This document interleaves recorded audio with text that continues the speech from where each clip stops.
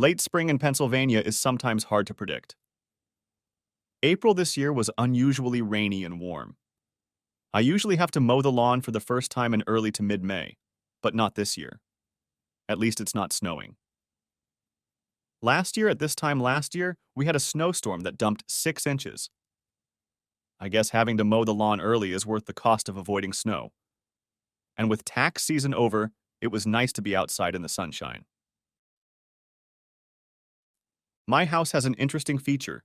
The backyard slopes downward a lot and leads to a small creek and woods behind us. When they built the house, they leveled the front of the house with the road using backfill. This meant a sharp slope about halfway down the side of the house.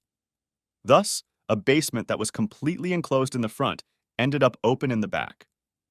This allowed me to install a bifold service door so I could get the lawnmower and other lawn stuff in there, rather than cluttering up the garage. It was one of my favorite features of the house. I got the mower done and everything fell into place. I'm allergic to grass, so I was anxious to get upstairs and take a shower. I was just about to get to the top of the stairs when I heard my wife's voice. I had seen her friend's car when I was cutting the grass in front of the house, so I wasn't surprised to hear voices. But then I heard what was being said, and it made my hand pause as I reached for the doorknob. I probably should have started by introducing myself. My name is Robert Crane.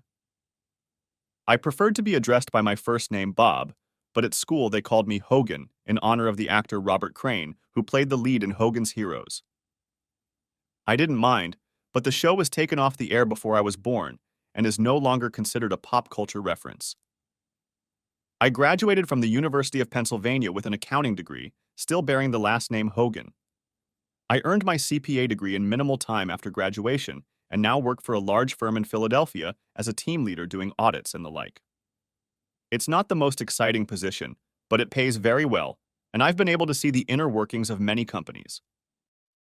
I have a special gift for forensic analytics, building financial trails to investigate things like fraud and money laundering. I'm considered an expert and have even been asked to advise the FBI on 2 cases. When we met at the beginning of freshman year, my wife, Kelly, was a political science and business major planning to pursue a law degree. I was sitting waiting for the first day of class when she walked in. Kelly had a tall, slender figure, like a ballerina. Unfortunately, Kelly was not sitting next to me, or was not assigned to me in a group project. It took me 4 weeks to approach her and melt the ice. I made a silly joke and she laughed. It wasn't a graceful giggle, but a full-blown laugh. We started talking and I asked if she wanted to grab coffee after class. "I've been waiting 4 weeks for your question," she replied with a smile.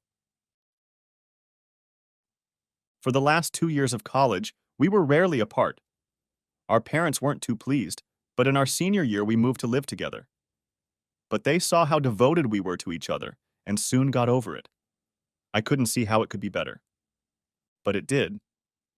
I graduated from high school and immediately got a job at one of the big accounting firms in Philadelphia. I was making stupid money for a recently graduated 22-year-old young man. Kelly was accepted to the University of Pennsylvania Law School, and we stayed living in our student apartment. My company offered to pay for my MBA, so I took classes too. I rode SEPTA to work every day, so I didn't need a car, and that kept costs down. 3 years later, Kelly graduated, and I proposed to her during a celebratory dinner at Morton's Steakhouse in Rittenhouse Square. 6 months later, we were married. Kelly accepted a position as a deputy district attorney in the Bucks County Prosecutor's Office, which is north of Philadelphia. We decided to buy a house in Doylestown, which was the county seat and where the courthouse was located. The regional railroad line ended there, so I was able to take the train to work every day. It was an 80-minute drive one way, but better than taking the Schuylkill Expressway, aka the Shorekill Expressway, or I-95. Kelly and her mother found a house. It was a great starter home with 3 bedrooms. One bedroom was set up as an office with 2 desks. I would work from home occasionally, and Kelly needed her own space for legal work. Another bedroom would be a guest room, and of course the last room was the master bedroom. Plus, it was close to her parents' house. Kelly convinced me that it would be a built-in nanny when we had kids. I was an only child, and had always wanted siblings. Kelly and I discussed kids back in my first year of university and decided to wait until Kelly had settled into her career before we started trying. But now we had reached that point, and 2 nights ago we agreed to stop taking Kelly's birth control and start trying for a baby. I was happier than I had ever been. And then what I heard made my hand linger on the doorknob. "Hogan and I have decided it's time for me to get pregnant," excitedly announced Kelly. This excited her friend, Olivia Watkins. Both women made the same high-pitched sound that made me think of whales accidentally beached on the Jersey Shore trying to reach them. Standing on the stairs, I grinned at their excitement, which matched my own at becoming a father. I reached for the pen again when I heard a question that wiped the smirk off my face and the happiness out of myself. "That's great, Kel," said Olivia. "But what are you going to do about Paul?" "With Paul?" "Shh," hissed Kelly at her friend. "Hogan's outside mowing the lawn." There was a pause, and I could see her looking around, waiting for me to appear. Then she spoke again. "I already told Paul I was ending the affair. He was fine with it. With Grossman stepping down as senator, Paul thinks he has a real chance. Getting caught having an affair with a married staffer would be very ugly." Just like that. 3 sentences shattered my world. Paul Evans was Kelly's boss in the DA's office. He was a widower in his early 40s. His wife Anne had died of breast cancer, leaving him a single father to their daughter Barbara. Paul was a real political animal, and Kelly enjoyed telling me stories about his maneuverings in his party to run for higher office. I guess I just found out how my wife had access to all this secret information. "Really?" said Olivia. "Just like that? You've been hot and cheerful for 6 months and you're just going to dump a muffin stud?" The teasing doubt in her voice made me want to rip Olivia's head off. She was a classmate at Penn, and I knew her before Kelly. I knew Kelly and Olivia were best friends now, but I always assumed she was my friend too. I guess I was wrong. "Stop it!" Kelly protested, giggling. "You're so bad. Paul is a great lover, but it was just rude to play with him. I love Hogan, but Paul was just taking me and using me however he wanted. Now that Bob and I are going to have a baby, I don't want to take any chances. I love Hogan, and I will be a good and faithful mother." How many more cliches are we going to use here? I wondered. All that's left is to come home and find an unfamiliar car in the driveway and entertaining men in my bed to end it all. I wanted to run into the room and scream. I wanted to trash the room. But my muscles were restrained by paralysis. I was so stunned I couldn't move. My heart was pounding in my ears. "So, cold turkey?" asked Olivia. Again, Kelly giggled. "Well, not exactly cold turkey," she admitted. "I have a conference with Paul in Pittsburgh next week. We'll have our farewell entertainment there. I'll miss you, of course, but Hogan and the baby are more important." And I couldn't take it anymore, but I didn't know what to do. I love Kelly, but it was killing me. My business training was starting to take its toll. I needed to step back and think. I needed to make a plan. I started stomping up the steps like I was climbing stairs. Then I opened the door and walked into the kitchen. Kelly and Olivia were sitting there with cups of tea in front of them. Did I see a hint of guilt on Kelly's face? "Honey, are you okay?" she asked in a concerned voice. I realized tears were streaming down my cheeks. "Allergies," I mumbled. "This is going to be a bad spring." "Well, go upstairs and take a shower. Just drop those clothes by the bathroom and I'll wash them right away so they don't contaminate your closet. I bought you a new pack of Claritin D last week, which is in the medicine cabinet." "Thank you," I managed to mumble, heading for the stairs. I needed time to think. The next morning was Monday, and I used the excuse of an early meeting to get up and out of the house before Kelly got out of bed. The night before, I had used my allergies as an excuse to go to bed early because my emotions were running high. Sitting on the train, I thought again about what I had heard. On the one hand, my wife was unfaithful, but it ended up being purely sexual to stay with me and bear me a child. Some would say I should leave it at that and be happy that my wife is back in the marriage, planning to be a good wife and mother. However, there is a voice in my head that says that if she did it once, what's to stop her from doing it again in the future? 10 years from now, when the kids are in school, won't she have another just sexy affair? Then there's the divorce with the kids, in which Kelly will likely get the kids and I'll get a hefty alimony and maintenance bill. Being an accountant and business analyst, I had to think in terms of risk and reward. I found myself doing the same thing here. It came down to the fact that my trust in my wife was completely shattered. The just sex excuse overlooks what is the really important issue in these cases. It is a complete lack of respect for the partner. The cheater knows they are doing wrong and hurting the other person. Otherwise, they would be doing it openly, and I would have known about it from the beginning. Don't get me wrong, I don't think I would have ever put up with her sleeping with Dawn, but at least if she had talked to me about it, some respect would have been shown. Kelly's behavior proved to me how much respect she had for me. I was working, but part of my brain was focused on what I should do. I had no proof other than an overheard conversation. I hadn't even noticed much of anything in the last 6 months that the affair had apparently been going on. A direct confrontation without evidence would be a big risk with little likelihood of reward. Kelly would deny it. Paul Evans would deny it. Taking any case through the courts would be financial suicide, since every judge, politician, and lawyer in the surrounding counties knew Evans. I would be buried to keep his name clean. I considered just leaving and starting over somewhere else. It was tempting, but the house would be like an anchor around my neck. Kelly couldn't afford it on her paycheck alone, and we had almost no equity. She'd have to sell it almost immediately to avoid foreclosure, and with the current state of the market, that was unlikely. It would have destroyed both my credit history and hers. Being a CPA with a bad credit history is not a good decision when looking for a new position. How can someone trust you with someone else's money when you clearly don't know how to handle your own? I needed proof before I could do anything about it. I would have gotten it, but it came from the most unlikely source. 3 days later, I kept my wits about me, but I still hadn't found any evidence to back up what I'd heard.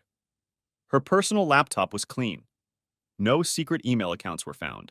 No clothes hidden in a box in the back of her closet. No receipts from places she wasn't authorized to go. Absolutely nothing. And then Kelly called me at work and told me we were invited to a party's political announcement at Paul Evans's house Friday night. I assumed it would be his high-profile announcement that he was running for a seat in the U.S. Senate.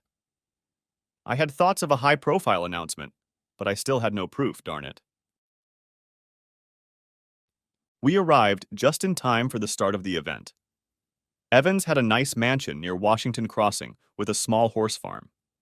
A large tent was set up in the backyard for all the guests. And when we walked in, at the head of the receiving line, like a king, stood asshole Paul Evans himself. Being a widower, Evans didn't have a wife to play hostess, but he had apparently enlisted his 21-year-old daughter for the role. She stood by her father's side, greeting guests as if she was born to do so. When it was our turn, Evans smiled broadly at Kelly and exclaimed, "Kelly, you did it. How wonderful." He kissed my wife chastely on the cheek. Then he turned to me. "Robert, it's good to see you again. I'd be lost without your wife, but I realize I'll have to give her up soon when you start expanding your family." He laughed at his own joke. "Just let me have her when you're done with her, and there will be no hard feelings." There was laughter again. Kelly even blushed a little, and I felt like finishing the smarmy goon off. I took his hint, which he obviously thought had gone over my head. "Who knows what the future will bring," I said in an even neutral tone. Not hostile, but by no means friendly either. In the same way I report the results of an audit. Evans blushed slightly, and Kelly elbowed me and muttered something about rudeness. Evans seamlessly moved on to the next guest, leaving us alone with his daughter. Kelly was an incredibly attractive woman, but Barbara Evans was a vision. Even in my inner anger, I noticed it. Her dark red hair and brilliant smile made me think of a young Maureen O'Hara. She had the combination of good looks, healthy figure, hair, and skin that photographers dreamed of, and so often had to use Photoshop to achieve. Paul Evans had the perfect triple threat political family. He looked like the perfect wise statesman and family man. Losing his wife to cancer provided him with the perfect wife. She was idolized, and any rival attacking her was ready for career suicide. Barbara was a princess, a prom queen, a Penn State graduate majoring in business and law, a former gymnast, and now a member of the Penn State cheerleading squad. According to Kelly's rumor, Barbara planned to try out for the Eagles cheerleading squad at the next open competition, as she had just turned 21. With a late wife and a smart, beautiful, photogenic daughter, the press would love him on the campaign trail. "Robert," said Barbara excitedly, hugging me tightly. It wasn't a polite hug at a party. It was a full body squeeze. Parts of her body pressed against me, which felt really good. "You look great. No wonder Kelly has been hiding you. You never come to any of our parties. You shouldn't be working so hard. It's not healthy." Somehow she said it all in one breath. In less than a second, my mood changed from fury to complete shock. I made a few polite remarks about how beautiful she looked and was about to leave when two things suddenly came to my attention. First, Barbara never said hello to Kelly. And second, what was with the parties? Kelly didn't give me a chance to ask, as she herself rushed over to greet the young woman. Then we had no choice but to give way to the next guests in line. As Kelly and I went to socialize, I wondered what Barbara knew. After pouring my wife a drink, I asked, "What kind of parties was Barbara talking about?" Kelly only smiled and snorted dismissively. "She was just teasing you, little prankster. Paul sometimes holds team meetings and strategy sessions here. He says he thinks better with a drink in his hand, and at the bar you never know who might be in the next booth. She was home a few times when we met here. Well, that's when I figured it out. This bastard was entertaining my wife right at home under the guise of team meetings. They could even be real meetings, where Kelly was the last one to leave. Or maybe she left first and came back after everyone else left. That wouldn't allow the legal team to speculate about why Kelly always stayed behind to help the boss clean up the mess. With a dead wife and daughter away at college, he didn't need to find a secluded hotel room. Hence, no record of their meeting. "So, Barbara attends your team meetings?" I asked.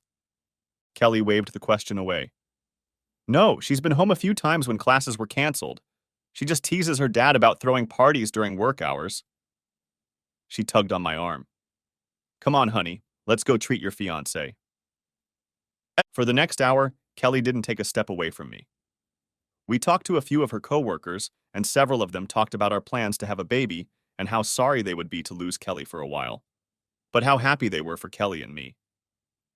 Honestly, I was a little embarrassed. Why did all these people know about our plans? An hour later, Paul Evans called everyone to attention. His daughter stood next to him and smiled.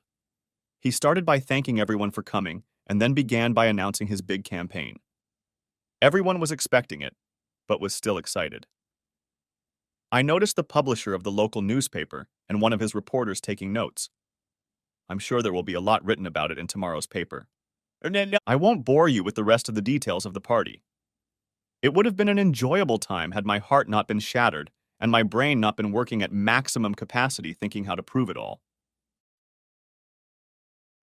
About 90 minutes after the grand announcement, Margaret Williamson, the first assistant district attorney, came in and said Paul wanted to meet with his staff. Paul was an elected official, and Margaret was a senior staffer who actually ran the office. DAs could come and go every 4 years, but Margaret was a constant. A very tough woman, but at the same time respected in the legal community for her honesty and integrity. An older female lawyer was a big part of the reason Kelly took the position. I liked her a lot. Margaret had been married for over 30 years to an electrician who had kept her in college and now owned a pretty good electrical selection company. These two were devoted to each other. I'd always considered them a model for Kelly and me. "I apologize for stealing your wife away from you, Hogan," Margaret offered. "Paul wants to discuss office organization as soon as he finishes campaigning." After a moment, they both left. I stepped away from the small cluster of other spouses remaining at the meeting and headed toward the other side of the large pool across from the patio where the party was being held. There was a wicker swing chair hanging from chains. It was in the shade, so people could see me if they looked closely, but I wouldn't be conspicuous. In other words, it was the perfect place to try to gather my thoughts. I had been sitting for less than 5 minutes when a voice invaded my solitude. "So this is where you're hiding," the voice purred. I looked up as Barbara lowered herself onto the wicker swing next to me. She had arranged herself so that she was sitting facing me without saying a word. Her little black dress sat on her tanned thighs in a way that clung to her body, hinting at what was underneath, but revealing nothing. Seductive and innocent at the same time. It spoke volumes about my state of mind that I noted it almost academically. "All right, you look like a man who has the weight of the world on his shoulders," she commented. I didn't really feel like talking about this with the daughter of my wife's lover, no matter how beautiful she was. "We've been very busy at the office. Lots of audits," I said to end the conversation. "Really?" asked Barbara in an interested tone. "I just finished my last accounting course in school. We talked for several classes about the use of forensic accounting in law enforcement. I found it very fascinating. Even in my grief, that surprised me." "Really?" I asked in a disbelieving tone. "Well, it's not pretty or anything, but it's really detective work to extract all the right pieces of information from tons of other facts and put them together to get a clear picture. Plus, since some people are trying to hide that information, it gets even more complicated." "Most people don't see it that way," I admitted. No. Barbara began to elaborate on what she had learned from the classes and why she had enjoyed them so much. I have to say I was impressed. I've had people completing internships at the firm who couldn't have communicated the topic so well. Focusing on her words helped me dismiss both her looks and, more importantly, the rage boiling inside me. I felt myself sinking into my role as a mentor. It helped me take my mind off the emotional turmoil a bit. "You really enjoyed the class," I remarked. "You seem to have grasped the topic very well." Barbara blushed at my praise. For a moment, I saw a sweet girl who was genuinely touched by my praise. "I was actually thinking about joining the FBI when I graduate high school. Dad wants me to become a prosecutor or go to work at one of his friend's law firms. I don't think that's what I want to do." "You should follow your own dreams, not your father's." It was honest advice, not that I was opposed to ruining the jerk's plans. "I've done a little work with the FBI when audits turned up something criminal. Sharp people." Before Barbara could respond, Kelly stepped out of the shadows. "That's where you disappeared to. You didn't do anything obscene?" she asked in a teasing tone. Barbara turned to my wife and smiled radiantly. "We were just talking about Bob's job. We just discussed it in class. I wanted to get an expert's opinion." "Well, Hogan is just that," Kelly said proudly. "I looked at one of his audit reports where an employee was embezzling money using his boss's login credentials. Hogan caught on that some of the transfers were happening when the guy was on a business trip, but the login was from the corporate office. Most of us would have stopped when we recognized the boss. Hogan kept digging. I could have gotten a conviction against that employee the first day out of law school. Hogan left the prosecutor's office no chance of success." Kelly looked at me with pride on her face as she told this little story. It embarrassed the hell out of me. How could she be proud of me and claim to love me while she was in a 6-month relationship with her damn boss? A shadow of my confusion must have flashed across my face because Kelly asked, "What's wrong, honey?" "Nothing," I replied. "Just thinking about a problem." "Well, stop it. It's a party," said Kelly admonishingly. She struggled to catch her breath and said, "Hogan, you'll never be able to guess the opportunity I've been given. Paul and Margaret want me to take over the administrative work since I plan to go on maternity leave as soon as you finish your job. That way, when I leave, there won't be any work left to do. I'll be working directly for Margaret." Something in my heart twitched at the thought of Kelly being away from that bastard Paul. My hopes were dashed after only a second. "I'll have to travel sometimes," Kelly continued. "I'll be delivering important papers to Paul during the campaign, so I won't be involved in his campaign. but I'll still get to see some of the behind-the-scenes action. It's going to be so much fun. I felt my heart shatter again. I know I'd heard Kelly say she planned to end her affair so we could have a baby, but I could easily imagine her going back to her affair in anticipation of being part of the campaign. And if she gets pregnant, who's to say the baby will be mine? The sex is about my height and color. Without a DNA test, that would be very difficult to determine. My anger started to rise, but I held it back. Now was not the time. Barbara started talking to Kelly about her new position and the campaign. Soon they were engrossed in their conversation, and I was forgotten about. I took this opportunity to pull myself together. After tonight, I would start making plans. I needed to counter Paul's political power somehow, but frankly, I had no idea how to do it. The answer showed up in my office 2 days later. Next chapter. Your appointment is at 4 o'clock, my receptionist called through the open door. We're not allowed to call them receptionists anymore. I looked at my Outlook calendar and didn't see anything booked there. Before I could answer, she, Barbara Evans, walked in. Hi, Hogan, she said hello as she entered the office. I hope you don't mind, Barbara began. She closed my office door behind her. I told Mary we had an appointment to discuss my career and how Kelly works for my father. I politely rose from my chair. I'm glad to see you. I was just working on some reports.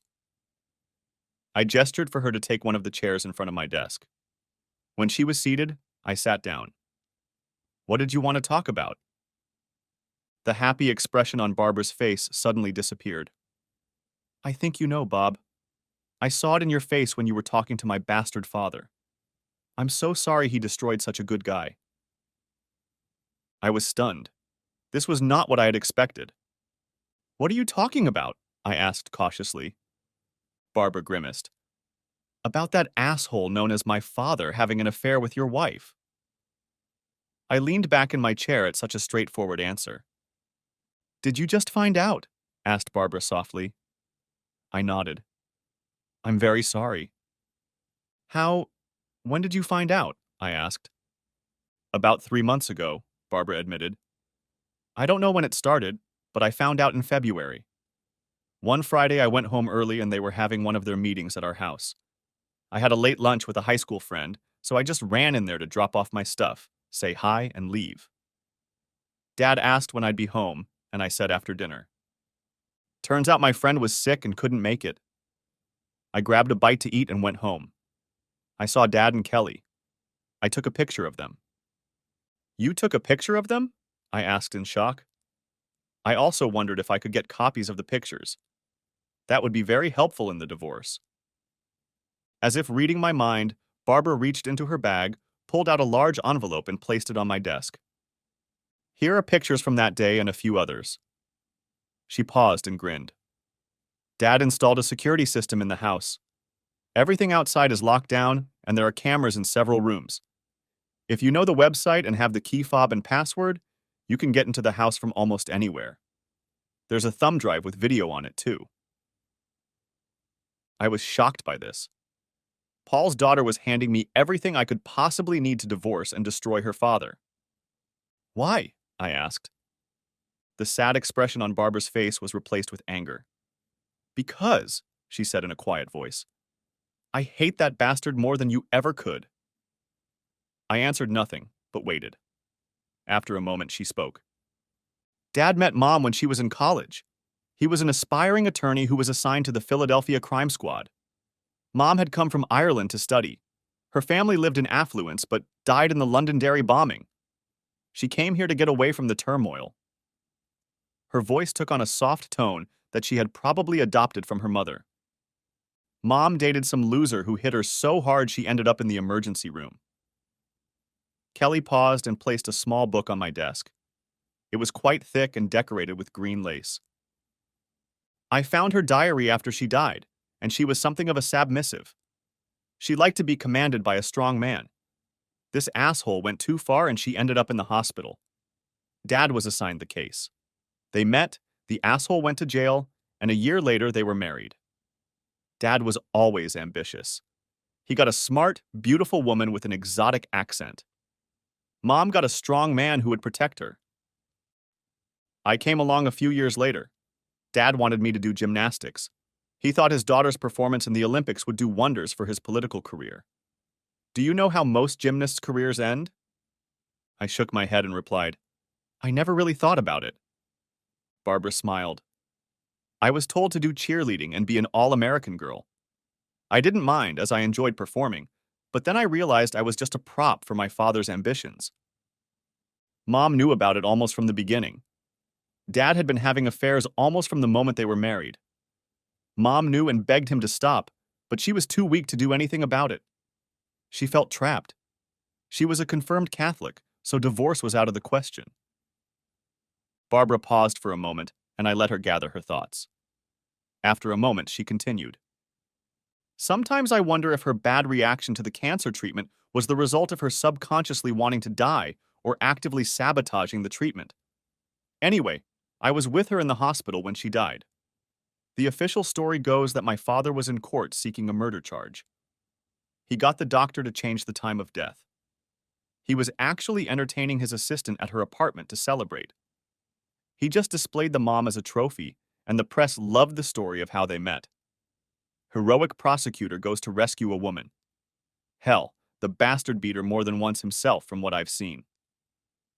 Why are you telling me all this? I asked. Because you don't deserve it, Hogan. My father, he's not a very nice man. After my mom died, he hid his affairs until I went away to college. Then he started having meetings at the house, and they aren't just for his work. He also holds meetings for some of the charity groups he's involved in. I know for a fact that he sleeps with 2 other women from these groups.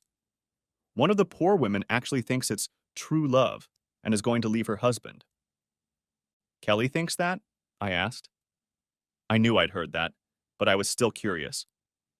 Barbara shook her head and replied, No, she seems to think it's just entertainment. They say power is the ultimate aphrodisiac. Kelly seems to be proof of that. I heard her talking to her father about some senator they were dating and how she felt when she got back to Doylestown. I cringed at such a rude remark. I even remembered that day. I'd come home to a wild woman, and it had been one of the best nights of my life. The cherished memory was now tarnished because I knew my wife probably wasn't even thinking about me at that moment. So, what do you want? I asked. To her credit, Barbara looked me straight in the eye as she answered. I want you to end your marriage to that cheating husband. I want my father's career ruined to the point where he will never be elected dog catcher in a town full of cats. I thought about just sending my stuff to the papers or even the other side, but he has too many friends. I think together we can make them pay. Won't it be harder for you to finish school? She shook her red hair again. No, my mom left me her inheritance as a trust fund. I didn't touch it, but if I needed to, I could pay for the rest of my tuition and MBA, and I'd still have a good chunk of money left over. If your mom had that much money, why didn't she take you and leave? She could have gone to Ireland, where your father wouldn't have been able to get to. Barbara wrinkled her nose. Like I said, she was raised Irish Catholic. She was taught that divorce was not an option. No matter what happened, Mom held on to her faith to the very end. That's the only thing that makes me think her death was unconscious rather than intentional, since they also consider suicide to be the unpardonable sin. I have to admit, I couldn't see anything but the truth in Barbara. She had said she wanted to destroy her father's career, and the fact that I had this information didn't bode well for his ambitions. I couldn't imagine that this could be some kind of trap. If Kelly and Paul wanted to wipe me off the face of the earth, they could do it openly in court. That kind of despicable shit was only appropriate if they were desperate. Like me. A plan began to form in my head. I need Barbara to help me with a few items. If nothing else, it would show me how badly she was bent on destroying her father. Okay, I agreed. But I don't want to destroy him by publishing those pictures or even calling his name in the divorce. Barbara looked at me in surprise. Why not? She demanded. Her face flushed with passion, and she took a breath to start some kind of speech. I stopped her with a raised hand. I didn't say we wouldn't destroy him, but I don't want to deal with the bad press when my cuckold husband finds himself in a political scandal. Instead, I want to destroy what he's worked toward his entire life. Destroy his power and influence, and I can have a quiet and peaceful divorce that no one will worry about. Barbara looked at me with shock on her face. After a moment, a sly smile appeared on her face. What do you want from me? I smirked. I'm going to do what I do best. Get me his financial records, personal and campaign. They got Capone thanks to tax evasion. Having gotten to know your father, I have no doubt I can find something. And if you don't? What? She asked. I smiled. I can do something. Next chapter. For the next 3 days, Barbara and I kept busy. She installed a keystroke logger on her father's personal laptop and home computer. She also made a full backup of his computer's hard drive. We customized their security system so that it would upload the recordings to a cloud space that I know of, which was physically located overseas. How nice of the asshole to put a bug in his own home.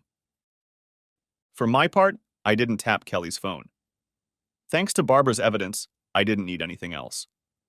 But I did activate a GPS tracker designed for parents watching their kids.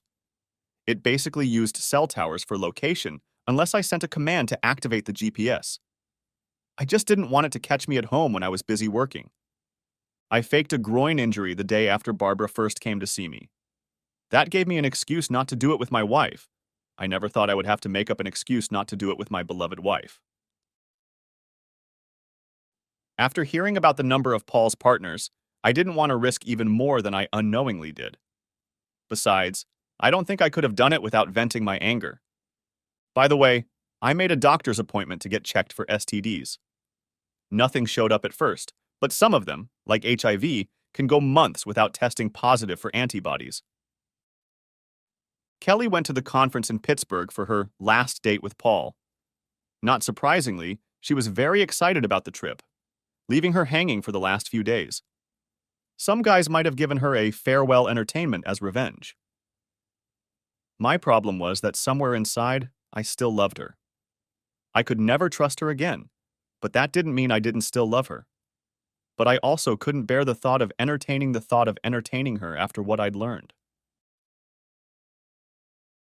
Thursday morning came, and Kelly was waiting with her packed bag for Paul and a junior associate from their office who was traveling with them to a conference. I wondered if the young guy knew he was their cover. So I'll be home Sunday afternoon, Kelly said, walking over to me after dropping her bag at the front door. I sat at the table with my back to her and sipped my coffee. She wrapped her arms around me and leaned in so that her lips were right next to my ear.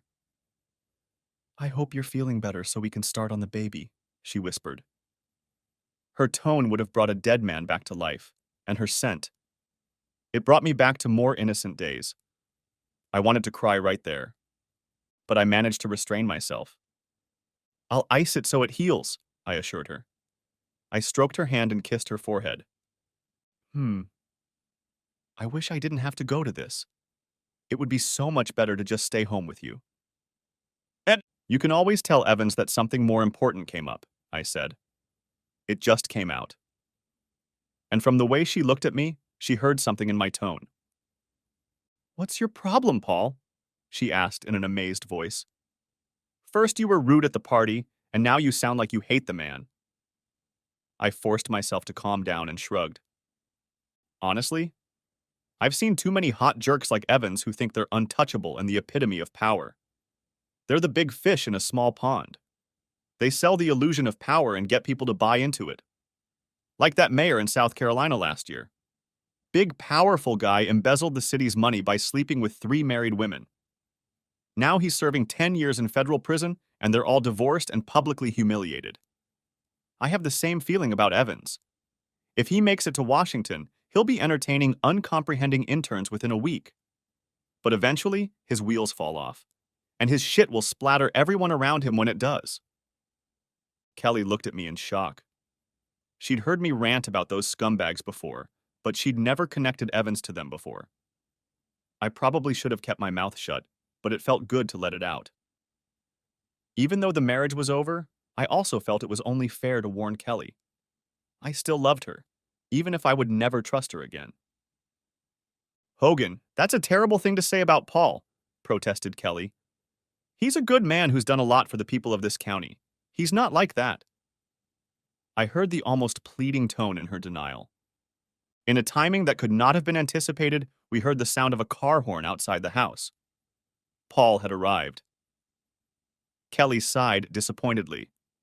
She cast a look at me in which regret and almost fear flashed quickly. I'll be home in 4 days, Kelly said in a conciliatory tone. Then we can talk about it. But be prepared, love. We have a baby to start with. Then she wrapped her arms around me and kissed me. Have a good week, she breathed out. I love you. I love you too, I replied. She picked up her bag and opened the front door. Bye, honey, she called over her shoulder. Bye, Kelly, I said. Then I closed the door. 30 minutes later, I walked out to catch the train back to town. Barbara and I had an appointment at the FBI, and it turned out that I didn't have to prepare any evidence. I would rate Paul Evans's embezzlement abilities as moderately intelligent. Barbara and I met at her off-campus apartment to go over the documents she pulled from his computer. Pretty standard procedure. By my calculations, he had about $2 million stashed away in an offshore account. At least that's how much he transferred into it, but I can't be sure it's still there because those records weren't included. Most of this money came from various small donors who wouldn't raise suspicion with the IRS, but why were people from out of state donating to the DA's campaign? I was able to track down several of them, people associated with defendants whose cases were dismissed or plea bargains with unusually lenient sentences. It was Barbara who found the biggest bombshell. Turns out she wasn't an only child. Along the way, Evans knocked up 2 more women. One of them was born 3 years before his wife died. The mother was one of his co-workers at the time. The third child was born 8 months after his wife's death to an 18-year-old female volunteer at the hospital where his wife was treated. Evans transferred $2,000 a month from campaign contributions to each woman as poll research consultants. Barbara nearly destroyed her own apartment in anger. That red hair really is a warning. By the time Kelly and Paul left, we had already figured out everything in Paul's notes. There were still questions, but we didn't have enough resources to get to the information. So I wrote down all the findings and set up a meeting with a senior FBI agent I worked with in the Philadelphia office. Barbara came in to tell him the story we had made up. Barbara said that after taking a course in forensic accounting, she wanted to look at some actual records.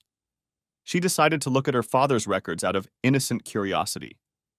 When she noticed some oddities, she called me because my wife had worked for her father and knew of my experience. Gary was a seasoned professional. He knew there was more behind it, but we dropped a gift-wrapped present in his lap, and he didn't push it. A dirty prosecutor in his own backyard? A dirty prosecutor who just launched a campaign for the U.S. Senate? This career-making case felt like manna from heaven. We caught a cab and went back to Barbara's apartment, since she had classes late, and I walked to the 30th Street station to take the train home. I was already thinking of packing my things and leaving when Kelly came home. Gary promised to expedite the case and at least subpoena Evans's records by Wednesday. It was unlikely the investigation would get to that time. The bastard will find out how illusory his power is when all the rats abandon his ship. Kelly called me while I was on the train ride home. She said she called early because they were going out to some big dinner and it would be very late before she got back to her room. I had no doubt she wasn't planning on staying in her room tonight. I made a few vague remarks, saying it was fine. She caught my distracted tone and asked what was wrong. I just had a meeting with FBI agents on a case, I replied. I'm on the train, plus the investigation is still ongoing, so I can't talk about it. All of this was the absolute truth. Sounds like you've really been hurt by this, Kelly said, her tone concerned. Yeah, but it's going to be awful. It'll probably make national news when the whole story leaks out. Really? Asked Kelly, looking a little intrigued. Can't you give me a little hint? I couldn't help myself. Crooked politician, bribes, money laundering, adultery, typical crap for a summer romance. Anyone I know? I grimaced. I've already said too much already. If I say anything else, the Bureau will shut me down. Oh, you're no fun, Kelly pouted. Don't worry, honey, your secret is safe with me. We said our goodbyes, and she left. Next chapter. As I walked into the house, it hit me. My marriage was over. We had dated and married. We had been together for 10 years. I never expected to be single again, but that was what I was facing now. Eventually, I just sat on the couch and waited for the sun to go down. I just sat there and watched. I felt like I was watching my life fade away over the horizon. I just watched. It was many hours after sunset before I stirred again. It was noon on Saturday when I emerged from my state of self-pity. I won't say I didn't deserve an indulgence, but I knew I needed to shake things up. Ironically, I was mowing the lawn again when I saw a BMW convertible pull into my driveway. I stopped the mower as I watched Barbara get out of the car. I turned off the engine and greeted her. Well, you look better than I expected, Barbara said. I half expected to have to pull you out of a bottle or pull you down from a ledge. I snorted. I'd had a lot of thoughts about both options last night. Had to be done, I said. Besides, it keeps me busy. Not seeing a lawyer? She asked. I shrugged. I did that on Tuesday before they even left. The paperwork will be ready on Monday. I arranged to do an audit at a client in Austin and leave on Tuesday. Usually business trips like this last 3 days, and then I work remotely until the report is done. In this case, I'll be there for all 3 weeks. I shrugged. I guess that's the coward's way out, but I don't want to be here when this whole mess is over. I saw the agreement on Barbara's face. She knew it would draw attention to her too, as the bastard's daughter. Well, I'm glad you're thinking ahead, the redhead said. But I realize that's what you're good at. She smiled again. Now I know how to plan too. Okay, here's my plan, Barbara announced. I'm going to help you finish your work here, and then you're going to come over to my place. We'll have fun, and you can even ogle me all you want. I have a swimsuit you'll just love. The last part was said in a voice that could have raised the dead. I tried to justify myself. Barbara, I'm still married, I protested. And I don't think I'll be ready for anything else for a while. You need to blow off some steam before you blow up, the red-haired girl insisted. Besides, you know the old saying, what's good for the goose is good for the gander. Her look was playful, sly, and guileless all at the same time. I couldn't help but laugh. Next chapter. By one of those bizarre coincidences that prove truth is stranger than fiction, we ran into Olivia. After I finished my yard work, I cleaned up and we headed out for a late lunch at a nice restaurant. I wasn't in the mood for revenge entertainment, but it was nice to get out of the house. And going on a date with a woman as nice as Barbara, and who looked just like Barbara, wouldn't be difficult at all. As I pulled up to the restaurant, I noticed a car parked a little closer to it. It was Aliva's car. I always thought it was a crime to put OBX and Jersey Shore bumper stickers on a Mustang GT. I almost told Barbara to turn around and we'd find another place. But I didn't. Instead, I did something completely uncharacteristic of me. It was all done on a whim. After all my careful planning, something inside me just exploded when I saw Olivia's car parked in that lot. I nonchalantly put my arm around the red-headed beauty, and without further ado, I ushered her into the restaurant. I tipped the host to seat us at a particular table. It was somewhat shaded, but it was in plain view when we returned from the restroom. I seated Barbara facing outward and settled myself next to her. She smiled as I took her hand. What brought this on? She asked with a sweet smile. Not that I'm complaining. I laughed. Remember when I told you about how I found out about my cheating wife? About her friend Olivia? Well, her car is parked right down the street. Barbara broke into a throaty laugh. So I'm going to be the other woman? Ooh, I can live with that. She leaned forward and kissed me. Our entrees arrived, and I was frankly enjoying myself. The subterfuge was forgotten as I enjoyed Barbara's company. Her keen sense of humor was killing me. Never before had I heard accounting services sound so dirty. I happened to glance over and noticed Olivia walk past us. I pointed her out to Barbara. "Oh my God," she giggled. "I was so looking forward to this." With those words, she leaned forward to kiss me. I was so immersed in the sensations that I was surprised to hear Olivia yelling at me. "Hogan, what the hell are you doing?" she yelled at me. "Who's the tramp? Running after your wife while she's out of town? I thought better of you." I have no doubt the whole restaurant heard her. I let go of Barbara and turned to look at my ex-girlfriend. "What's your problem, Liv? It's just a little carefree fun before Kelly and I settle down and have a baby. And you'll be able to keep yourself from doing that? People are trying to eat." Olivia stared at me like I'd hit her with a dead fish. "What?" she started. "Come on, Liv. Kelly's doing the same thing. I'm sure she's having fun with her boss right now. Has been for months now. So I figured it was only fair that I entertain the boss's grown daughter." I think Olivia almost had a heart attack. I felt Barbara start to giggle. "You know about," stammered Olivia. "I know about being a faithful husband who doesn't realize anything while my wife is running around with the help of a woman I considered a close friend." Olivia wrinkled at the contempt in my voice. "I know Kelly wanted one last taste of weirdness before having a baby. Kind of like that last fling before the wedding. If that was okay for her, what do you have against me?" I had no information that Kelly had had any affairs before Paul's asshole, but as the saying goes, once a cheater, always a cheater.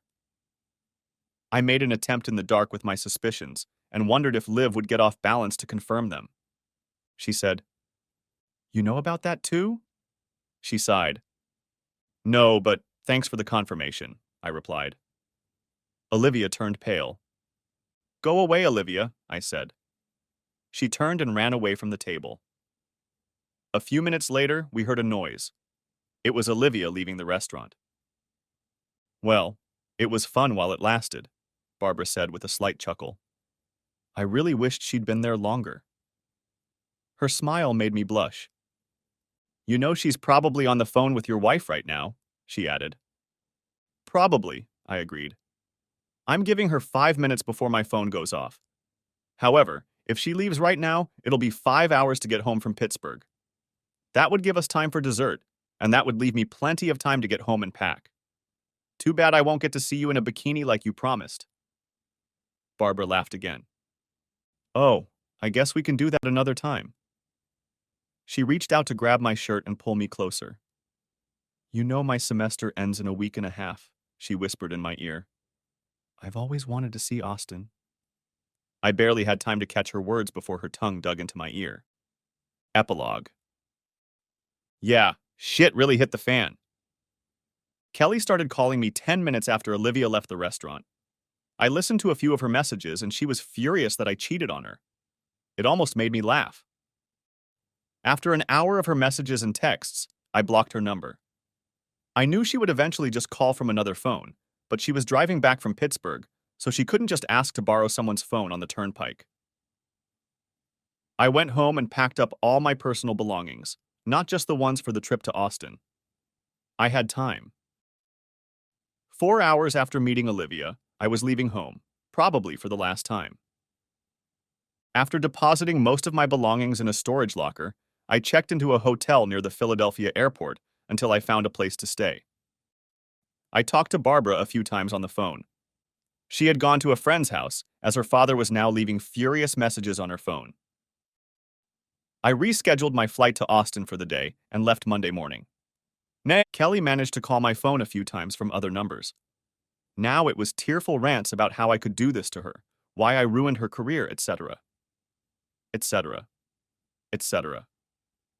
Apparently, Olivia's initial outcry got a lot of people's attention. Then someone posted a pretty accurate account on their blog and called Barbara and I players. My comment about Kelly having fun with Paul was also posted along with the fact that they were together in Pittsburgh over the weekend.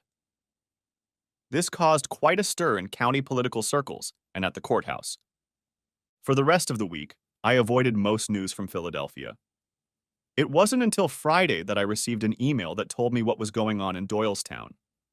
Surprisingly, it was from Margaret, a senior manager in the DA's office. The elderly attorney was apologizing for everything that had happened. She knew that Paul had been seeing two women outside the office, but knew nothing about Kelly's involvement. She also welcomed the fact that I retaliated by using the law against the attorney. According to Margaret, that week in DA Buck's office was eventful. Paul was in the office Monday morning trying to smooth things over and denying any inappropriate behavior on his part. "It's just my daughter rebelling under the influence of a cheating husband," was how he tried to present the story. And on Tuesday, Kelly was served with divorce papers on the grounds of adultery. Included in the envelope were photos, DVDs, and a letter from me. At Kelly's scream of horror as she read my note, Margaret and two others ran into the office. Kelly collapsed in her chair in shock, and Margaret noticed the photos scattered across the desk. My letter informed Kelly that I wasn't having an affair, but hoped that she now had an idea of how I felt about her and this jerk. I told her I couldn't be married to someone I didn't trust, especially now that I found out she had cheated before. On Tuesday, there wasn't much work to do at the DA's office. The next day, Margaret was in Paul's office for a meeting when four men in suits suddenly walked in. Paul was yelling at them for interrupting an important meeting when one of the men informed Paul that he had been arrested. He was in complete shock as they handcuffed him and led him out of the office, she said. They walked him right through the front door of the courthouse and let reporters through, who were somehow alerted. I owe Gary a few beers for that. At the end of her letter, Margaret apologized for allowing them to behave in her office. She also asked me to let her know if I needed anything, as I did not deserve this behavior. I'm sure part of her letter had to do with damage control, but mostly I think Margaret was the moral and professional person I always thought she was. Now, all my plans for a quiet divorce had gone to hell because of my own stupid, impulsive antics with Olivia at that restaurant. The Philadelphia news stations quickly learned of Paul's arrest and the charges against him. As I told Kelly, the story had all the makings of a summer romance: betrayal, revenge, and too much angst. News outlets loved it, and it was quickly picked up by the hungry 24 news services. I avoided the worst of it, as I was out of town and they couldn't track me down, as I had booked a second hotel room 10 miles away from the one on my itinerary at work. However, I checked in there, and the reporters positioned themselves around it trying to catch me. I saw on TV that they were camped out in front of my house. Kelly didn't come out, and they only managed to film my relatives going in and out. Barbara had it the worst, because she was the daughter who turned in her own father. She was still going to classes and taking exams, so for the first few days, it was pretty easy for the press to find her. Then the school kicked the reporters off campus because they were disturbing the students. It also helped that two women who had children with Paul claimed their own 15 minutes of fame. After wrapping up the last issue, Barbara slipped off campus and headed for the airport. The media was disappointed, but not too surprised when she didn't show up for her graduation ceremony. After a while, the story receded into the background and stayed there. It heated up when Paul's trial began, but he pleaded guilty to several charges, resulting in a 20-year guest of the federal government. Fortunately, his guilty plea resulted in Barbara and I not being called to testify. After that, the case completely disappeared off their radar, taking Barbara, Kelly, and me with it. Oddly enough, after all the publicity, my divorce went through quickly and without a lot of fuss. Kelly signed the papers 4 days after receiving them. I received a letter apologizing for what she had done to me and to us. Returning from Pittsburgh, she swore in a rage that she would never forgive me for cheating on her. When she found out that she was really the only one who had cheated, she realized how hypocritical she had been. She accepted my offer of a 50-50th split and asked that at some point, when things weren't so rough, I agree to meet with her so she could apologize in person. She ended by saying that she would always love me and wished me well. I later learned from her mother that she had quit her job and moved to the Midwest to live with her aunt. Paul's elimination had a marvelous impact on my career. The FBI gave me full credit in the press for analyzing Paul's records. Because I was hiding from the same press, I was even more thorough in Austin and found not only the embezzler they were looking for, but a second embezzler they had no knowledge of at the time. My firm promoted me and put me in charge of the white-collar crime group. And yes, some joker labeled the team Hogan's Heroes. But the best part was when I was assigned an assistant, a recent college graduate looking to gain experience in forensic accounting. I've never enjoyed working late. The end. Thanks for watching. I hope you enjoyed it. So subscribe to my channel and watch the next video.